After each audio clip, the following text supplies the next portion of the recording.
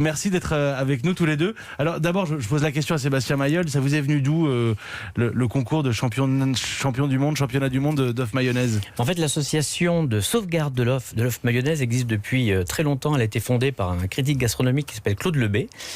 Il avait fondé le guide du même nom. Pour lui, c'était un plat iconique de la gastronomie française, des bistrots en particulier. On l'a redynamisé il y a un an avec 3 camarades. Et on s'est dit que le pâté en croûte à son championnat du monde, il y a beaucoup de plats comme ça, très traditionnels qui l'ont. Pourquoi pas l'œuf mayonnaise? Donc on s'est lancé l'an dernier dans l'organisation du premier championnat du monde, qui avait été gagné par un bistrot dans le 8e, le Griffonnier. Et cette année, c'était la V2. Et c'est notre ami qui l'a remporté. On est encore parisien. Il y avait une dizaine de chefs. En finale, vous les avez tous cloués au poteau. Bah ouais, exactement. Pas peu fier. Hein. Non, mais en plus, moi, j'y suis allé vraiment. En plus, il y a quand même une super ambiance. Moi, j'y suis allé pour participer. Bon, je voulais gagner aussi, comme tout le monde. Mais très content. En plus, je vois qu'il y a vraiment. J'ai fait quelque chose de très simple, mais un vrai œuf mayo.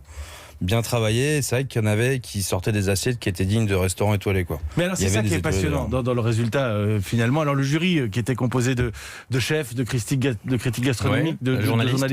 Il n'y avait pas que ça. J'ai vu dans le jury, c'était assez varié finalement dans les professions. Il y avait une viticultrice, je crois, ou une sommelière, vigneronne, Marie Papin en muscadet. Donc ce sont tous des gens qui sont d'origines diverses, mais qui ont l'habitude de déguster, d'être souvent au restaurant, et pour qui la gastronomie est importante. Donc on avait des palais affûtés. Yannick Aleno était dans le jury, François-Régis Gaudry, grand critique gastronomique. Donc on ne peut pas dire que le jury n'était pas à la hauteur. Et moi, ce que je trouve absolument fascinant dans cette victoire qui est la vôtre, c'est que je crois qu'on pouvait difficilement faire plus simple.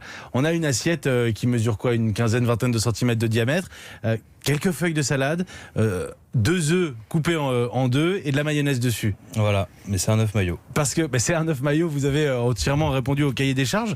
Parce que du côté de vos compétiteurs, qu'est-ce qu'on pouvait voir d'original ? C'est vrai qu'il y avait beaucoup de travail sur les garnitures. Nous, on a voulu faire quelque chose qui nous correspondait aussi. On reste un bouillon.